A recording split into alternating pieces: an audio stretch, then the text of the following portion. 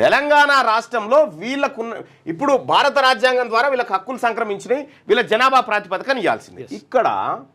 ఇక్కడ 21% ఉంది కదా, దీన్ని 42 ఎట్లా చేస్తారు? డబుల్ కావాలి. ఇప్పుడు ఎట్లా చేస్తారు? ఈ ఎడ్యుకేషన్ కమిషన్ రిపోర్ట్ అయినా, కులగణన అయినా, ఇంకోటైనా ఈ సుప్రీంకోర్టు కాడికి పోయి ఆగిపోతుంది. ఇప్పుడు తెలంగాణ రాష్ట్ర అసెంబ్లీ తీర్మానం చేసి కేంద్రానికి పంపిస్తే కేంద్రం పార్లమెంట్లో బిల్లు పెడితే అది సాధ్యం. మేము చేయము, బీసీలు అంటేనే మాకు కుదరదు, మాకు పడదని బీజేపీ క్లియర్గా చెప్తుంది. కులగణనే ఒప్పుకుంటలేదు బీజేపీ, వాళ్ళే ఒప్పుకుంటలేరు, మేము చేయమని చెప్తా ఉన్నారు.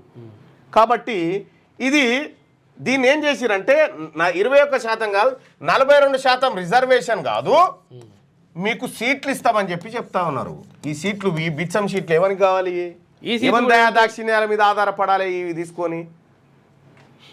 ఇప్పుడు కాంగ్రెస్ పార్టీ 42% సీట్లు ఇస్తట, దమ్ముంటే బీఆర్ఎస్ బీజేపీ మీరు కూడా ఇవ్వాలని చెప్తా ఉన్నారు. మాకు బిచ్చం ఎందుకు? హక్కు బీసీలది హక్కు, ఈ హక్కును వదులుకోవడానికి మేము సిద్ధంగా లేము.